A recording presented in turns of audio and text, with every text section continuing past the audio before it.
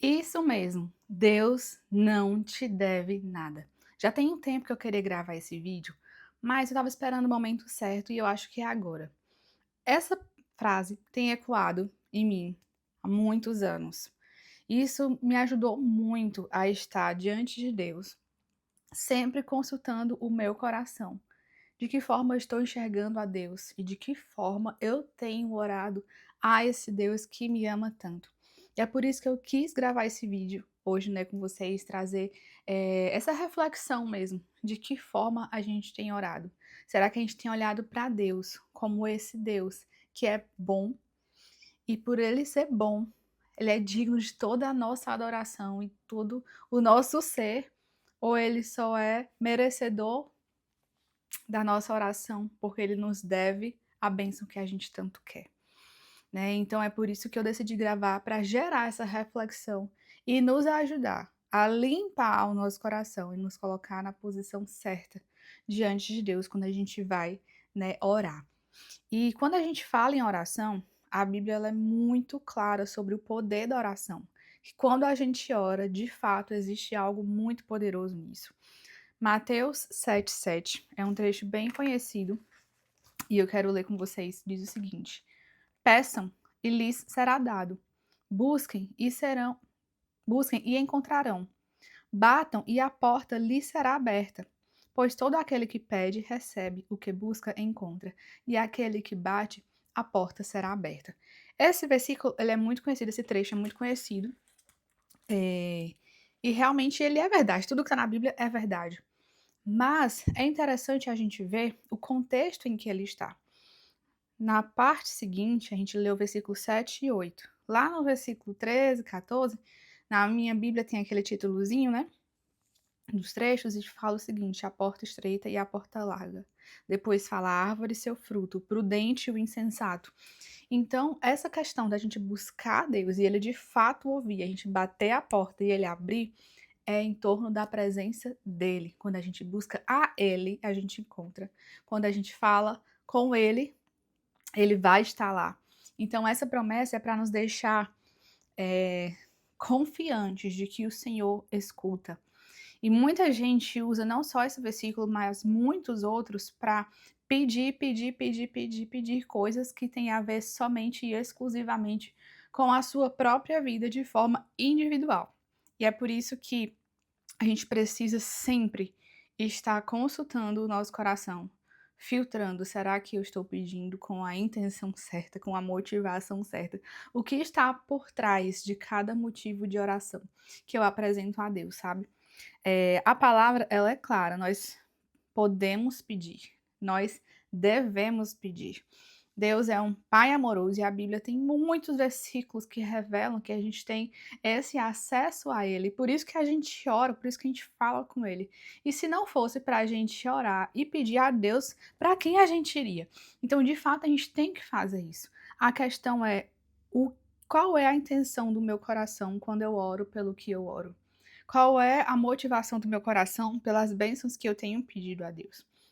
E de que forma aquilo que eu tenho pedido a Deus vai ser uma bênção para os outros também, para o mundo, para o reino de Deus. Quando eu falo mundo, o mundo ao meu redor, né?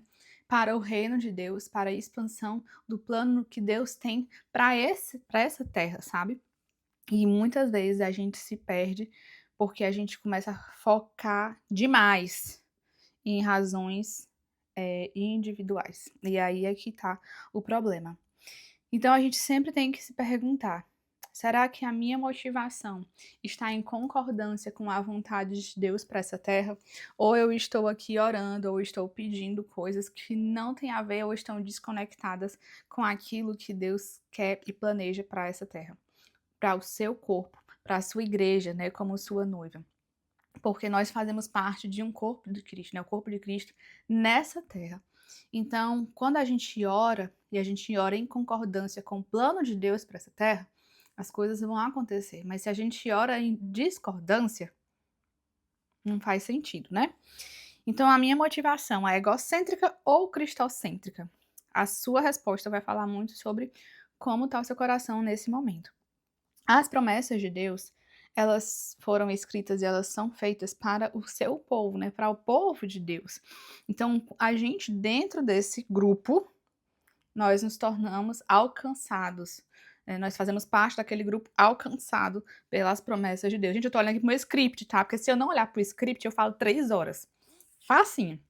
Então, eu tenho que olhar aqui pro script, por isso que eu tô assim, ó. E aí, quando a gente entende isso, né, que as promessas de Deus são para o seu povo, eu começo a controlar muito mais quem eu sou, os meus comportamentos, os meus pensamentos para estar em concordância com a vontade de Deus para a minha vida de forma individual, mas também como um corpo. Por exemplo, Deus habita em nós, amém? Mas isso não quer dizer que eu não tenho que ir para a igreja, porque Deus, ele abençoa junto com a comunhão. Existem coisas que Deus vai trabalhar nas nossas vidas quando a gente está em comunhão, quando a gente está na igreja. O culto, ele é individual, mas ele se manifesta de forma coletiva também, dentro da igreja, junto com a comunhão, com o pastoreio, com o discipulado. Tem um monte de coisas, gente, que só vai acontecer dentro da igreja. Então, você viver o cristianismo isoladamente, não existe, é contraditório. E essa é uma grande preocupação, porque eu vejo muitas pessoas que estão desigrejadas. E as pessoas que estão desigrejadas, elas estão dizendo o quê? Eu faço parte do corpo de Cristo, mas eu não quero estar com o corpo de Cristo. Não faz muito sentido. Então, vai ter desafio na igreja, vai ter complicação e tudo. Claro que vai, porque vai um monte de gente. E gente é gente.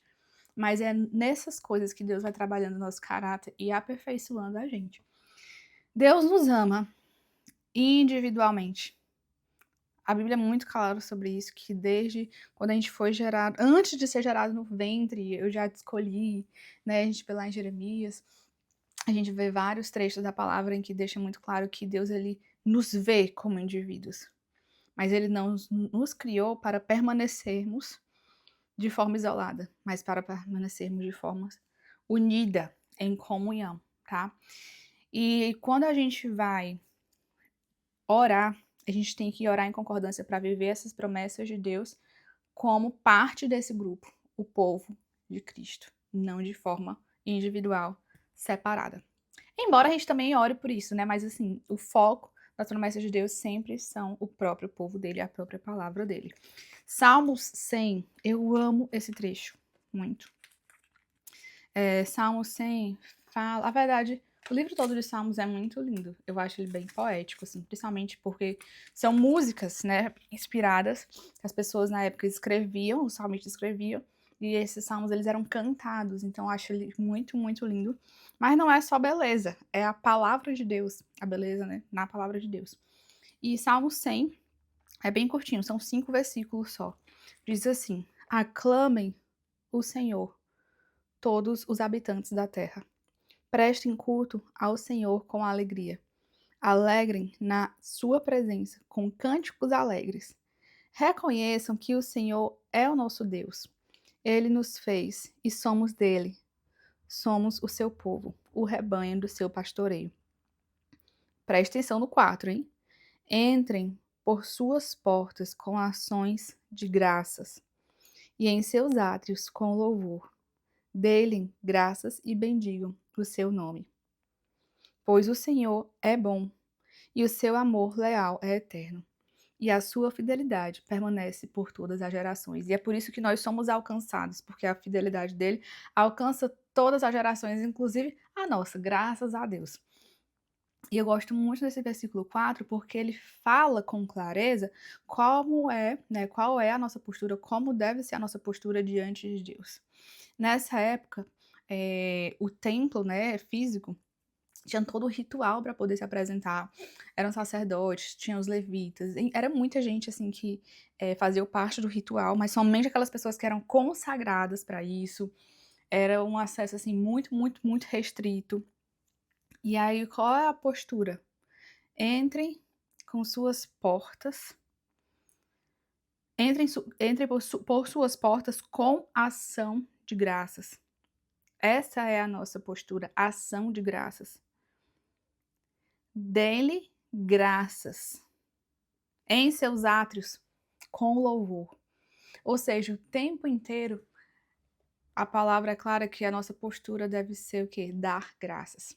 E a gente está falando de uma época que existia um templo que se entrava, né? Os átrios de Deus, você entrava ali para ter acesso a Deus. Só que hoje nós vivemos um outro momento. Então, desde que Jesus veio, eles, ele transformou o que antes habitava a presença de Deus dentro do templo. Hoje, nós somos esse templo. O Senhor habita em nós.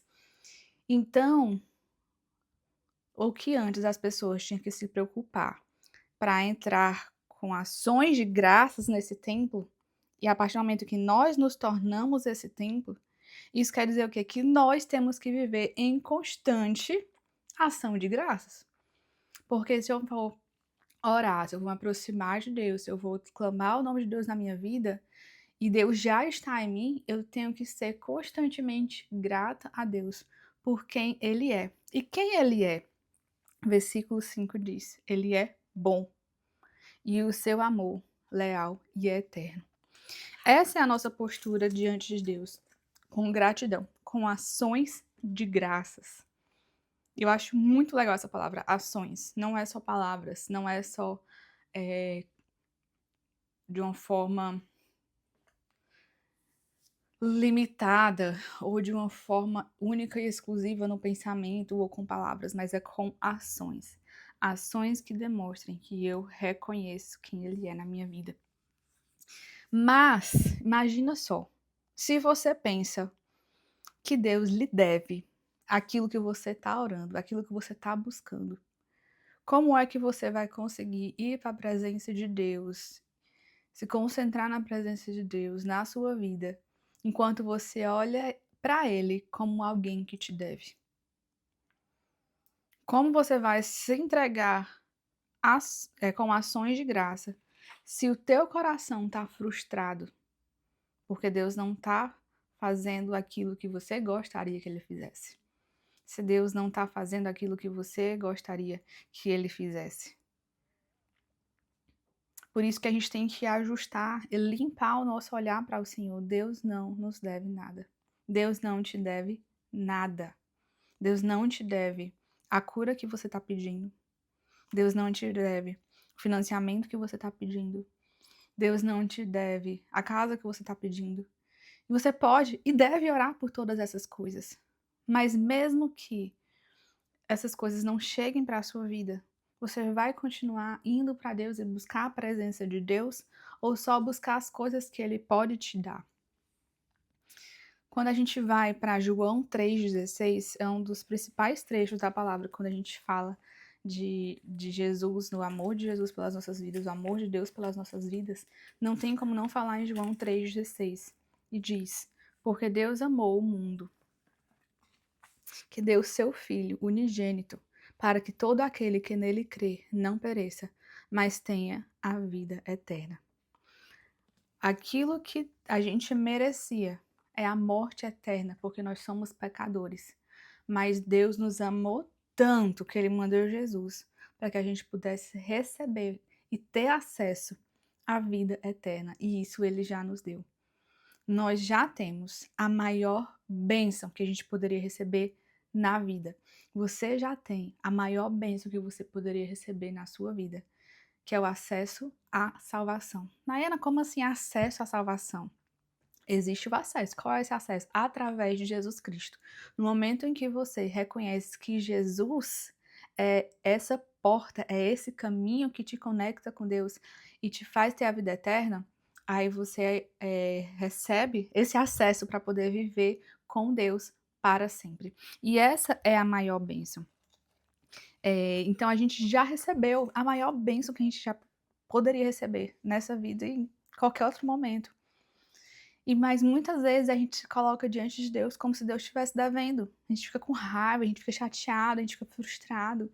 E eu falo isso até por mim. Muitas vezes eu orei para Deus e pedi coisas como, tipo assim, Deus, eu sou o único que pode fazer, por que você não faz? O Senhor pode, não custa nada. É tão fácil para o Senhor dar certo, o Senhor pode fazer, por que o Senhor não está fazendo? E eu tive que corrigir meu coração com isso. Tive que corrigir mesmo. E graças a Deus, Deus me deu esse entendimento. Peraí, eu não tô te devendo nada, eu não te devo nada. A maior coisa que eu poderia ter feito, eu já fiz por você. dei meu filho unigênito para morrer no seu lugar. E quando eu me dei conta de que a minha postura estava errada, ei, Deus não me deve nada, Deus não me deve a cura do meu pai, que até hoje faz quimioterapia, Deus não me devia um casamento, Deus não me devia um visto para estar aqui vivendo o meu casamento com meu esposo, Deus não me devia absolutamente nada. Deus não me deve um filho. Deus não me deve saúde, Deus não me deve nada, absolutamente nada. Mas olha o que ele dá, a vida eterna. Nos dá essa vida, o ar que a gente respira, gente, tudo isso é Deus que dá. E eu repito, a gente pode e deve orar por todas as outras coisas, claro. Mas eu quero te perguntar e te ajudar nesse processo que eu passei um dia também. E se Deus não fizer? E se não acontecer? E se ele não curar?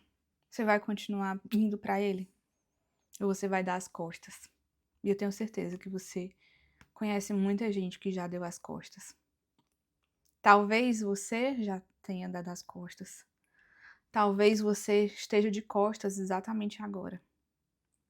E às vezes você tá dentro da igreja, mas o teu coração tá dando as costas para Deus. Porque você ora, mas lá no fundo você tá pensando: não sei se Deus vai fazer. Deus não fez aquela outra coisa.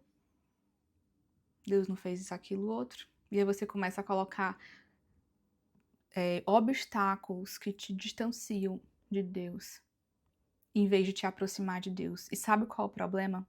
É nesse momento que a gente vê que a gente ama mais as bênçãos do que o abençoador.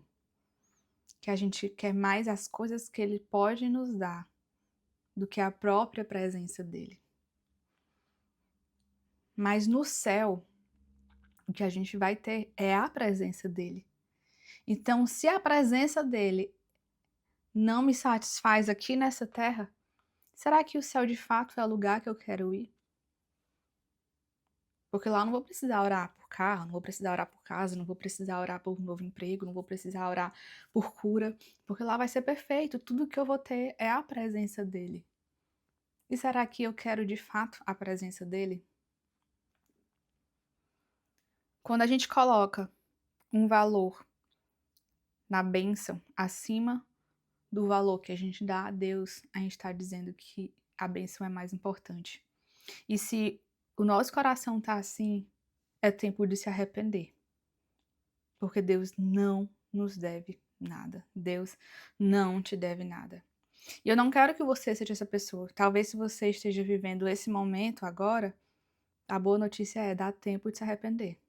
Ainda dá tempo. E se você conhece alguém que esteja assim, talvez você pode ser a ponte, né, a luz que vai chegar na vida dessa pessoa e vai poder ajudar e dizer: olha, você já tem a Deus e Ele é tudo que você precisa. Ame a Deus, ame a quem Ele é.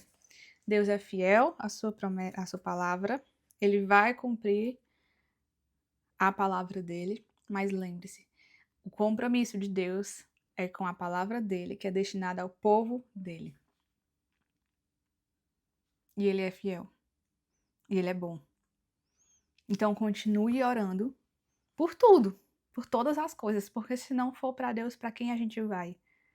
Mas tenha muita clareza no seu coração, mesmo que se ele não fizer, mesmo que ele não faça, mesmo se ele não te dê aquilo que você está pedindo, mesmo que ele não mova as coisas, mesmo que simples que sejam, ainda assim, ele vai ser digno do seu louvor e da sua adoração, porque ele já te deu muito mais. Você merecia, eu merecia a morte eterna, e ele nos deu a vida eterna.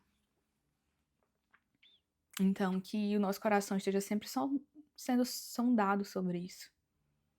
E que a gente não venha para Deus com raiva, ou com tristeza, ou frustração, mas com ações de graça. E se a gente estiver com raiva, tristeza e frustração, falar: Deus, eu tô com raiva, eu tô com tristeza e coração, e frustração. Purifica, me ajuda a te ver como o Senhor é. Limpa o meu coração. Restaura o meu coração. e confesse a Deus aquilo que está passando no seu coração. Ele é o maior interessado nisso. E você, o maior beneficiado, tá bom? Se você chegou até aqui e foi abençoado com esse vídeo, não esquece de compartilhar, curtir, comentar e fazer essa mensagem chegar a mais pessoas, tá bom? Deus abençoe.